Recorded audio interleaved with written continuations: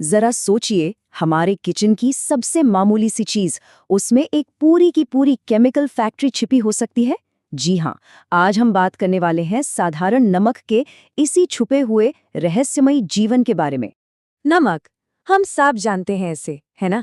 भाई खाने में स्वाद जो डालता है। पर क्या हो अगर मैं कहूँ कि ये जो मामूली सा क्रिस्टल है ना, इसमें एक पूरी केमिकल इंडस्ट्री छिपी हुई है? तो चलिए आज इसी में थोड़ा और गहरे उतरते हैं और देखते हैं कि समुद्र के पानी से निकला ये छोटा सा दाना हमारी दुनिया को कैसे बदल देता है। तो सबसे पहली बात ये समझना जरूरी है कि नमक सिर्फ खाने की चीज नहीं है। मतलब ये किचन तक ही सीमित नहीं है। इसका एक बहुत बड़ा और बहुत दिलचस्प साइंटिफिक पहलू भी है। तो देखिए, जब हम साइंस की भाषा में नमक या सॉल्ट कहते हैं ना, तो हम असल में केमिकल्स की एक बहुत बड़ी फैमिली की बात कर रहे होते हैं। और ये बनते कैसे हैं? जब एक एसिड और एक बेस आपस में मिलते हैं। ये केमिस्ट्री का एक आप कह सकते हैं बेसिक रूल है। और इस बहुत बड़ी फैमिली का जो सबसे फेमस मेंबर है वो है हमारा अपना टेबल सॉल्ट, यानी सोडियम क्लोराइड। वही जिसे हम या तो समुद्र का पानी सुखाकर बनाते हैं या फिर खदानों से निकालते हैं। पर कहानी तो यहाँ से बस शुरू हो रही है। तो सवाल ये उठता है कि ये जो मामूली सा सोडियम क्लोराइड है, ये इंडस्ट्री की दुनिया का पावर हाउस आखिर बनता कैसे है? इसका राज एक खास प्रोसेस में छुपा है। तो सवाल ये है कि इस सिंपल से कंपाउंड को तोड़कर इसके अंदर जो जबरदस्त एलिमेंट्स छिपे हैं उन्हें बाहर कैसे निकाले। और ये सिर्फ पानी में घोल देने जितना आसान तो बिल्कुल नहीं है। इसके लिए कुछ और चाहिए। और जवाब है बिजली। जी हाँ, एक प्रोसेस है जिसे कहते हैं इलेक्ट्रोलिसिस। ये सच पूछिए तो नमक के लिए एक असली गेम चेंजर है। इस खास प्रोसेस का नाम है क्लोर एल्कली प्रोसेस। होता क्या है इसमें? नमक का एक गाढ़ा घोल लेते हैं जिसे ब्राइन कहते हैं, और बस उसमें से बिजली पास कर देते हैं। सुनने में भले ही सिंपल लगे, लेकिन इसके जो रिजल्ट्स हैं वो कमाल के हैं। तो प्रोसेस बड़ा सीधा सा है।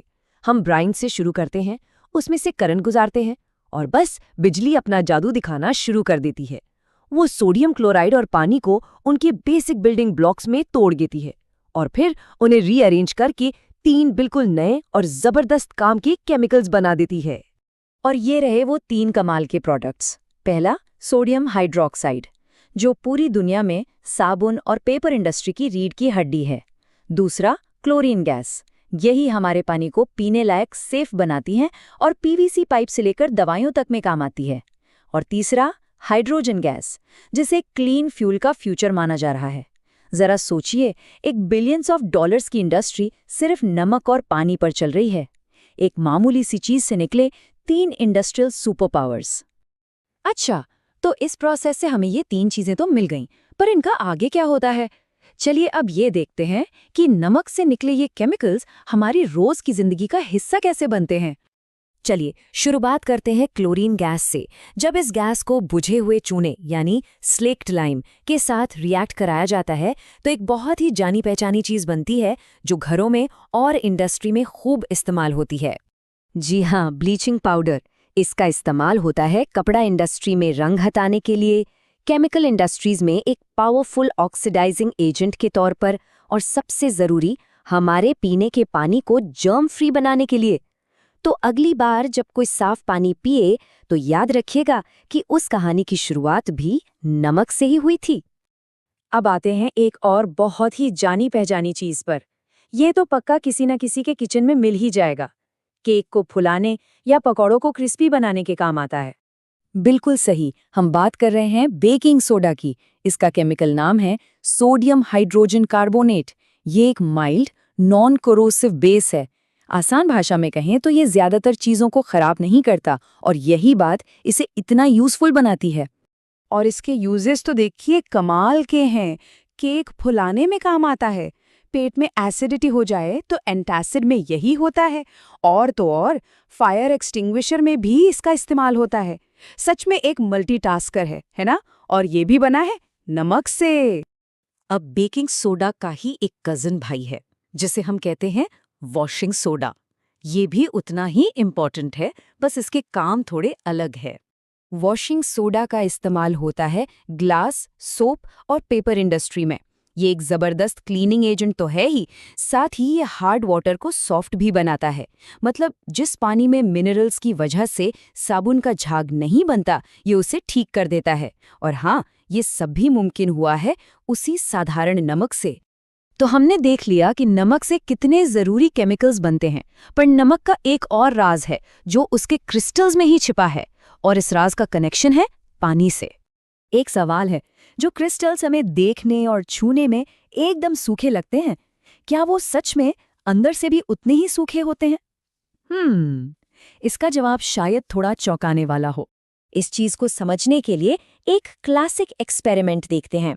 हम लेते हैं नीले रंग के कॉपर सल्फेट क्रिस्टल्स और उन्हें एक टेस्ट ट्यूब में गर्म करते हैं।